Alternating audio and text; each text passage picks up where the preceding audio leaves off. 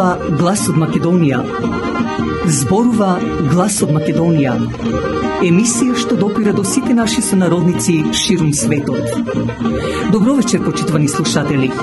Ви се јавуваме со радиопрограмата Глас од Македонија, што се емитува секоја недела од 6 до 7 часот навечер преку етерот на радиостаницата CMR на Бранова должина 101,3 FM. Ова радиопрограма за овој час нека ви пренесе со мислите во вашата прва татковина Македонија, во земјата на сонцето и градината на рајот. Нека топло допре зборот и песната македонска во вашиот дом, а вие бидете секогаш дел од нас, за да и ние бидеме вечно со вас. Па, пријатна разонода со вашиот уредник и водител Драгица Белчевска.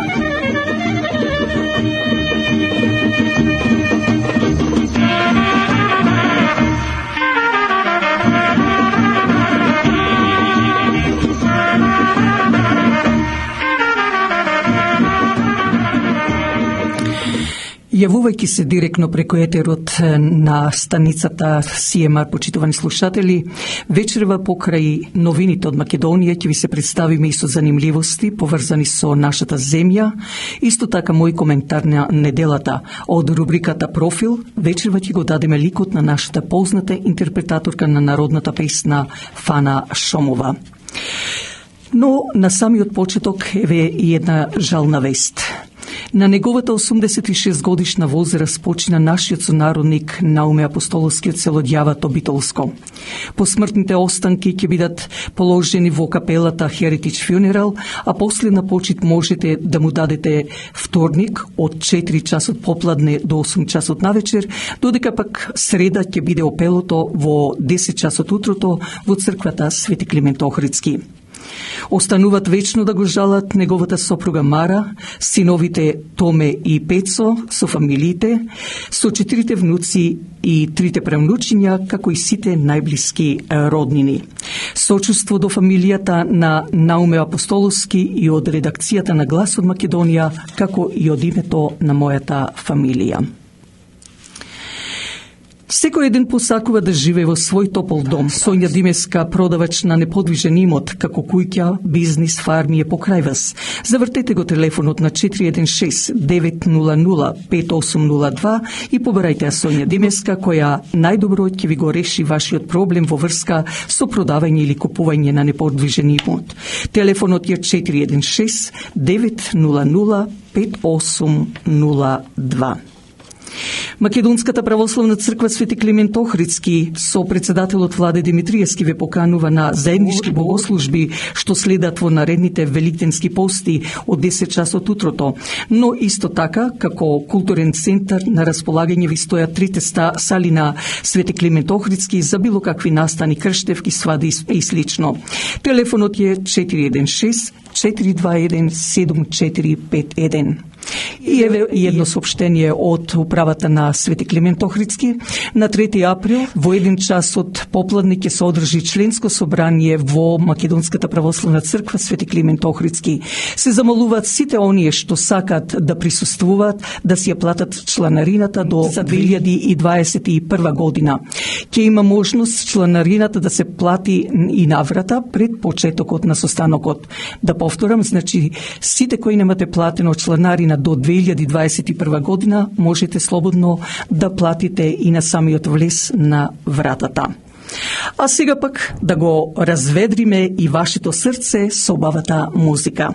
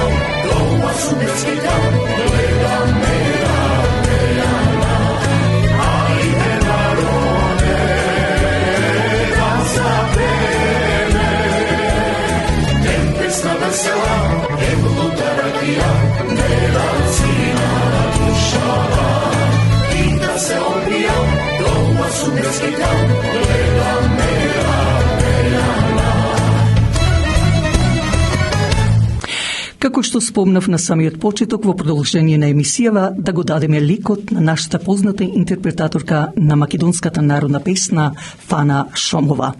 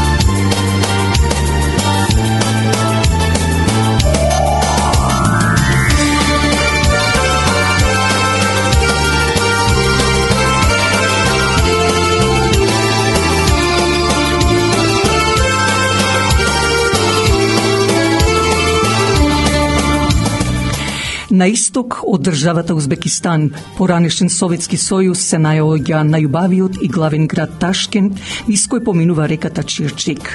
Со развиената инфраструктура од мала зелена оаза, веќе Ташкент е голема метропола која секоја година е преполна со туристи.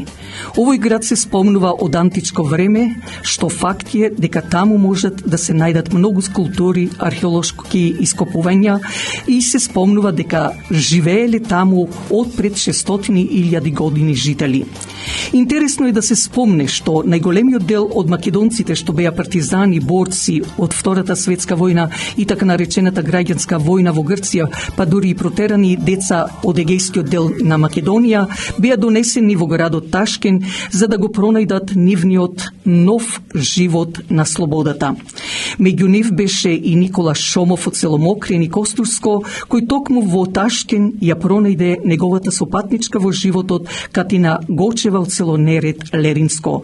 Токму затоа и ќе се задржиме за селото Мокрени.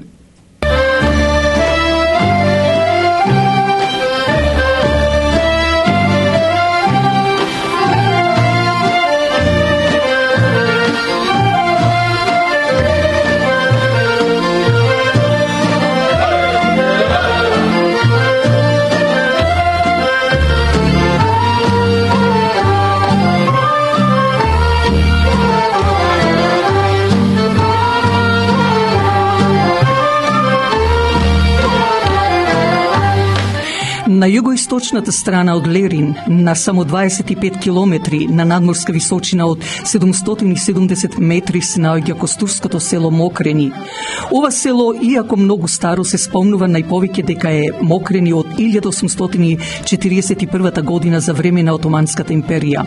Покрај неколкуте цркви, во него позната е црквата Света Тројца, а инаку за време на Илинденското востание селото е изгорено, а познат од тоа село е Костурскиот војвода Коле Андреев Мокренски, а исто така и народната херојка Тина Андреева.